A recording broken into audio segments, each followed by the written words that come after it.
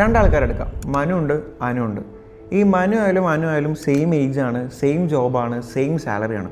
But after 5 years 5 വർഷം കഴിഞ്ഞ് നോക്കുന്ന സമയത്ത് മനു എന്ന് പറയുന്ന വ്യക്തി ഒരു സേവിങ്സും ഉണ്ടാവില്ല, ഒരു ഇൻവെസ്റ്റ്മെൻറ്റും ഉണ്ടാവില്ല, ലൈഫിലൊരു ചോയ്സും ഉണ്ടാവില്ല. ബട്ട് അനുവിന് 5 വർഷം കഴിഞ്ഞ സമയത്ത് ചെറിയ രീതിയിലൊക്കെ സേവിങ്സ് ഉണ്ടാവും, അത്യാവശ്യം കുഴപ്പമില്ലാത്ത ഇൻവെസ്റ്റ്മെൻറ്റ് ഉണ്ടാവും, ലൈഫിൽ ചോയ്സ് എടുക്കാനുള്ള ഒരു പ്രിവിലേജ് ആളുടെ ഉണ്ടാവും. സോ എന്താ ഇവിടെ ആക്ച്വലി നടന്നിട്ടുള്ളത്? രണ്ടാൾക്കാർക്ക് സെയിം ജോബാണ്, സെയിം സാലറിയാണ്. ഇവിടെ ഒരിക്കലും ഈ അനു എക്സ്ട്രാ വേറെ പൈസ കണ്ടെത്തിയതൊന്നുമല്ല ഇവിടെ ഉണ്ടായിട്ടുള്ളത്.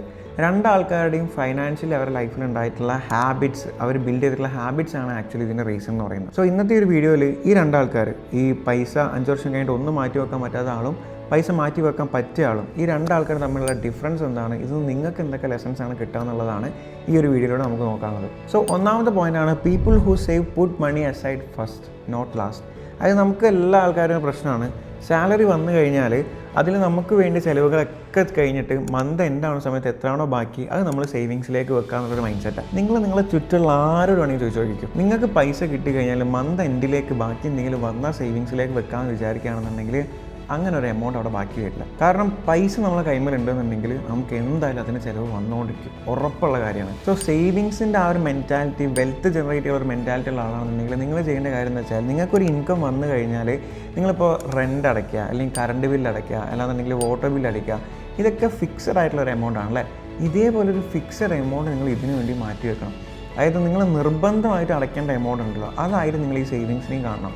സോ നിങ്ങളെ ഇൻകം വന്നു കഴിഞ്ഞാൽ അതൊന്ന് സേവിങ്സിലേക്ക് പോയതിന് ശേഷം നിങ്ങൾ എന്താക്കുക, നിങ്ങളെ എക്സ്പെൻസിലേക്ക് മാറ്റുക. അല്ലാണ്ട് ഒരിക്കലും നിങ്ങൾ ഇൻകം വന്ന് എക്സ്പെൻസ് കഴിഞ്ഞ് ബാക്കി സേവിങ്സിലേക്ക് മാറ്റാമെന്ന് വിചാരിച്ചു കഴിഞ്ഞാൽ നടക്കില്ല. രണ്ടാമത്തെ പോയിന്റാണ് people who save wait before buy. ഇതൊക്കെ നമ്മൾ എപ്പോഴും കേൾക്കുന്ന സംഭവമാണ്. നമ്മൾ പല ആൾക്കാരും ഇതിന് ഇമ്പോർട്ടൻസ് കൊടുക്കലില്ല എന്നുള്ളതാണ് ഇവിടുത്തെ ഏറ്റവും വലിയ സത്യം എന്ന് പറയുന്നത്. ബട്ട് നിങ്ങൾ കൊടുത്തു കഴിഞ്ഞാൽ ലൈഫിൽ എന്തായാലും ഒരുപാട് ചേഞ്ച് ഉണ്ടാവും. ഇപ്പം ഞാനത് മനസ്സിലാക്കുന്നുണ്ട്. ആൻഡ് മറ്റൊന്നുമല്ല, നമ്മൾ എന്തൊരു സാധനം വാങ്ങാൻ വേണ്ടി ആഗ്രഹിക്കുകയാണെന്നുണ്ടെങ്കിലും ഒരിക്കലും നമ്മൾ എന്താക്കരുത്, എനിക്ക് സംഭവം ഇഷ്ടപ്പെട്ട് ഓക്കെ ഇനി ഇത് വാങ്ങാം, ആ ഒരു മൈൻഡ് സെറ്റിലേക്ക് ഒരു കാരണവശാലും പോകാൻ പാടില്ല.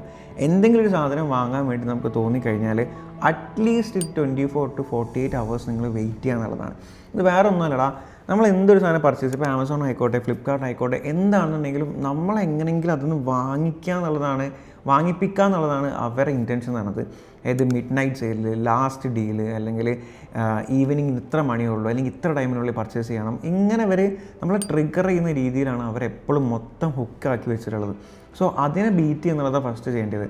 ചെറിയ എന്തെങ്കിലുമൊക്കെ വാങ്ങാനാണെന്നുണ്ടെങ്കിൽ നിങ്ങൾ കാർട്ടിലിട്ട് വെച്ചോ. എന്നിട്ട് ഒരു 48 hours കഴിഞ്ഞ് നിങ്ങൾ ആ കാർട്ട് എടുത്ത് നോക്കുകയാണെന്നുണ്ടെങ്കിൽ 10 എണ്ണം ലിസ്റ്റ് ചെയ്തിട്ടുണ്ടെങ്കിൽ അതിൽ 8 എണ്ണം ചിലപ്പോൾ നിങ്ങൾക്ക് 48 മണിക്കൂർ കഴിഞ്ഞാൽ ആവശ്യമില്ലാത്ത സാധനമായിരിക്കും. കാരണം ആ സമയത്തുള്ള നിങ്ങളൊരു ട്രിഗർ ഉണ്ടല്ലോ, അതിൻ്റെ മുകളിലാണ് നിങ്ങൾ വാങ്ങാൻ വേണ്ടി പോകുന്നത്. ഇനി അറ്റ്ലീസ്റ്റ് വലിയ എന്തെങ്കിലും പർച്ചേസ് ആണെന്നുണ്ടെങ്കിൽ അറ്റ്ലീസ്റ്റ് ഒരു 1 വീക്ക് നിങ്ങൾ വെയിറ്റ് ചെയ്യുക, ചിലപ്പോൾ നിങ്ങൾക്ക് ആ ഒരു സാധനം ആവശ്യമേ ഉണ്ടാവില്ല പിന്നെ. ആൻഡ് മൂന്നാമത്തെ പോയിൻ്റാണ് people who save make their goals feel real. അതായത് ഈ പൈസ സേവിങ്സിനോടുള്ള ആറ്റിറ്റ്യൂഡുള്ള ആൾക്കാർ ഇവരെപ്പോഴും അവരെ ഗോളിനെ റിയലായിട്ട് കാണിക്കും. അതെന്താ വെച്ചാൽ, ജസ്റ്റ് എനിക്ക് സേവിങ്സ് വേണം, ഈ ഒരു മൈൻഡ് സെറ്റിൽ നിന്ന് അവരുടെ മൈൻഡ് സെറ്റ് എങ്ങനെ വരുന്നത് വെച്ചാൽ, എമർജൻസി ഫണ്ടിലേക്ക് 1 lakh വേണം, ലാപ്ടോപ്പ് എടുക്കണം, അതിലേക്ക് എനിക്ക് 35K വേണം, ഇങ്ങനെ പ്രോപ്പറായിട്ട് അതിനൊരു പേര് കൊടുത്തും കൊണ്ട് അതിനെ റിയൽ ആക്കിയിട്ട് കൺവേർട്ട് ചെയ്യും. ജസ്റ്റ് സേവിങ്സിന് പകരം എനിക്ക് ഇന്ന കാര്യത്തിന് വേണ്ടിയിട്ട് ഇത്ര രൂപ ആവശ്യമുണ്ട് ഇത്ര ടൈമിനുള്ളിൽ, ഇങ്ങനെ ഒരു സ്പെസിഫിക് ആക്കി വെക്കുന്ന സമയത്ത് നമ്മുടെ ബ്രെയിനും അതിനോട് യൂസ്ഡ് ആവും. ഓക്കെ, ഇന്നതിലേക്ക് ഇന്നൊരു സംഭവം ആവശ്യമുണ്ട്, അങ്ങനെ നമ്മൾ പ്രോപ്പറായിട്ട് നമുക്കതിനെ സ്ട്രക്ചർ ആക്കിയിട്ട് ചെയ്യാൻ പറ്റും. ആൻഡ് നാലാമത്തെ വെരി ഇമ്പോർട്ടൻ്റ് ആയിട്ടുള്ള ഒരു പോയിൻ്റാണ് people who save know the difference between A won't and A need. ആദ്യം എന്താണ് ഈ വോണ്ടും നീഡും തമ്മിലുള്ള വ്യത്യാസം ഞാൻ പറയാം. വോണ്ട് എന്ന് പറഞ്ഞു കഴിഞ്ഞാൽ നമുക്ക് ആഗ്രഹമുള്ള സംഭവങ്ങളാണ്, എനിക്കത് വാങ്ങാൻ ആഗ്രഹമുണ്ട്, എനിക്കത് വേണം, അങ്ങനെയുള്ള സാധനങ്ങളാണ് won't.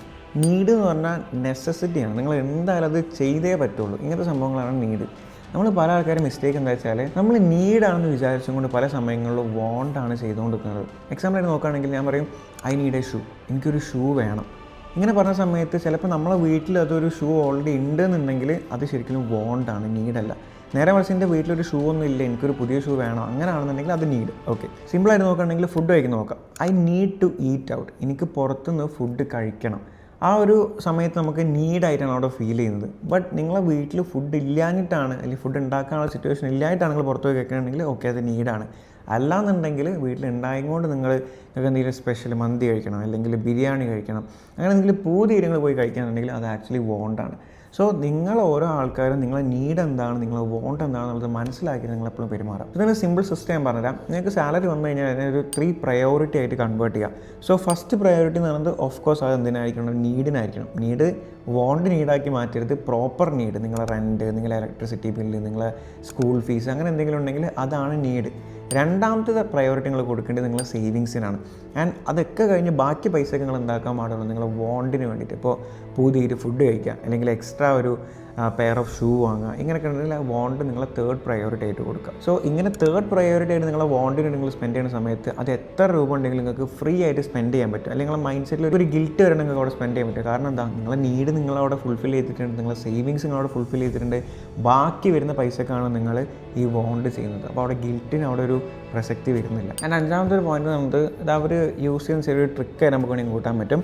People who save make spending slightly harder on purpose. ഈ സേവ് ചെയ്യുന്ന ആൾക്കാരെ സ്പെൻഡിങ് മൈൻഡ് സെറ്റ് എന്ന് പറയുന്നത് അവർ സ്പെൻഡ് ചെയ്യുന്ന ആ ഒരു രീതി ഉണ്ടല്ലോ, അത് കുറച്ച് ഹാർഡാക്കാൻ വേണ്ടി ശ്രമിക്കാറുണ്ട്.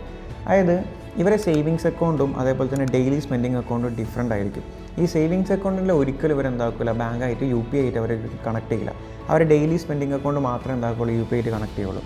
അവർ കാർഡായിരിക്കും മെയിൻലി യൂസ് ചെയ്യുക. സോ ഒറ്റയടിക്ക് പെട്ടെന്ന് പർച്ചേസ് നടത്താൻ പറ്റാത്ത രീതിയിലായിരിക്കും അവരെ സേവിങ്സ് അക്കൗണ്ട് അല്ലെങ്കിൽ ആ ഒരു എമൗണ്ടിലുള്ള അക്കൗണ്ട് എന്താക്കുക അവർ മാറ്റി വെക്കുക. സോ അങ്ങനെ വരുന്ന സമയത്ത് ചെറിയൊരു സ്ലൈറ്റായിട്ടുള്ള ഹാർഡ് കൊടുക്കുകയാണെന്നുണ്ടെങ്കിലും ഇവഞ്ച്വലി നമ്മൾ ചിലപ്പം അനാവശ്യമായിട്ടുള്ള പല പർച്ചേസുകളും നമ്മളവിടെ ഒഴിവാക്കിയിട്ടുണ്ടാവും, പല പൈസകളും നമുക്ക് അവിടെ സേവ് ചെയ്യാൻ വേണ്ടി പറ്റിയിട്ടുണ്ടാവും. അപ്പോൾ ഇപ്പോൾ മനസ്സിലായിട്ടുണ്ടാവും ഈ രണ്ടാൾക്കാർ, നമ്മൾ ആദ്യം പറഞ്ഞ 2 വ്യക്തികൾ 5 വർഷം same job, same field, same age ആയിട്ട് പോലും രണ്ടാൾക്കാർക്കും ഡിഫറെൻ്റ് ആയിട്ടുള്ളൊരു ലൈഫ് കിട്ടുന്നത് എന്തുകൊണ്ടാണെന്ന് വെച്ചാൽ ഈ പറഞ്ഞ ആൾക്ക് ഉണ്ടായിട്ടുള്ള മറ്റാൾക്കില്ലാത്ത ഹാബിറ്റുകളാണ്. So try to build these habits in your life too. നമുക്ക് എന്തായാലും ഫ്യൂച്ചറിൽ ഒരു ചേഞ്ച് എന്തായാലും കാണാൻ പറ്റുന്നുള്ളത് ഉറപ്പുള്ള കാര്യമാണ്. സോ നമുക്ക് എന്തെങ്കിലും ഡൗട്ട് ഉണ്ടെന്നുണ്ടെങ്കിൽ അല്ലെങ്കിൽ ഇതുപോലത്തെ എന്തെങ്കിലും വീഡിയോ വേണമെന്നുണ്ടെങ്കിൽ ജസ്റ്റ് ഒന്ന് താഴത്തെ കമൻറ്റായിട്ട് അറിയിച്ചാൽ മതി. എല്ലാ കമൻറ്റ്സും നമ്മൾ വായിച്ച് റീപ്ലൈ തരുന്നതായിരിക്കും. ആൻഡ് ഈ ഒരു വീഡിയോ ഇഷ്ടമായിട്ടുണ്ടെങ്കിൽ ഒന്ന് ലൈക്ക് ചെയ്യുക. ഇതുപോലെ വീഡിയോസ് കിട്ടാൻ വേണ്ടി ഒരു ചാനൽ സബ്സ്ക്രൈബ് ചെയ്തേക്കാം. Thanks for watching. See you the next video. By.